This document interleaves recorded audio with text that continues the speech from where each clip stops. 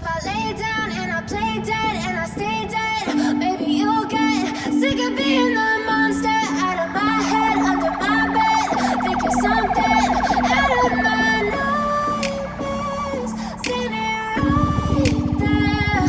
But if I lay down and I play dead and I stay dead, then will you get bored of killing me? Silhouettes of you are like a taunt. Never really know just what you want.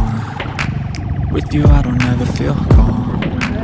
I can feel the sweat inside my palm. Play with me like cats and a string. You don't understand the pain it brings.